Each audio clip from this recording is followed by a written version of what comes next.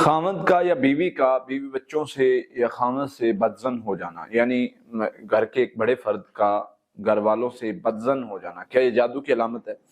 یہ معاملات روحانی مسائل کی وجہ سے ہو سکتے ہیں، بسا اوقات جادو کی وجہ سے مسائل بنتے ہیں جس کی وجہ سے ایک دوسرے سے بدزن ہو جانا۔ اصل میں جن جادو کبھی بھی آپ کا ہاتھ پکڑ کے آپ سے کچھ نہیں کرواتا، ڈیورس کرواتا ہے تو وہ ہاتھ پکڑ کے یا منہ سے بلواتا نہیں ہے زبردستی، اصل میں وہ ماحول کریٹ کرتا ہے، وہ اس طرح کی فیلنگز پیدا کرتا ہے جس کی وجہ سے یعنی وہ مسائل بنتے ہیں، وہ چیزیں پیدا ہوتی ہیں۔ تو یہ ایک چیز ضرور ہے کہ اگر ہم اس طرح کے معاملات بنتے ہیں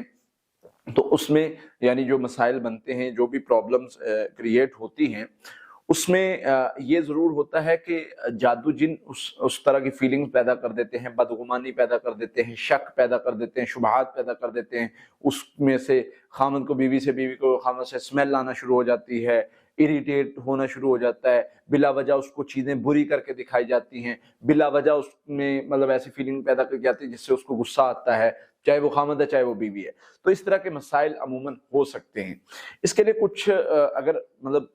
جو بھی جس کو بھی یہ فیل ہو رہا ہے، اگر تو وہ خود پڑھ لے تو وہ فیل کر رہا ہے کہ مجھے برا کیوں فیل ہو رہا ہے، مجھے غصہ کیوں آ رہا ہے، مجھے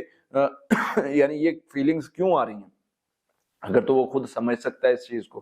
تو وہ اس پر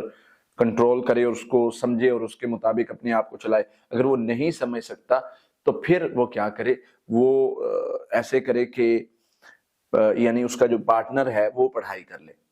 اس میں سورہ فاتحہ ہے 7 مرتبہ، سورہ بقرہ کی آخری 2 یا 7 مرتبہ، سورہ بقرہ کی آیت نمبر 102 7 مرتبہ، آخری 3 کل 21 مرتبہ، یہ پڑھائی صبح شام کی جائے۔ اس کے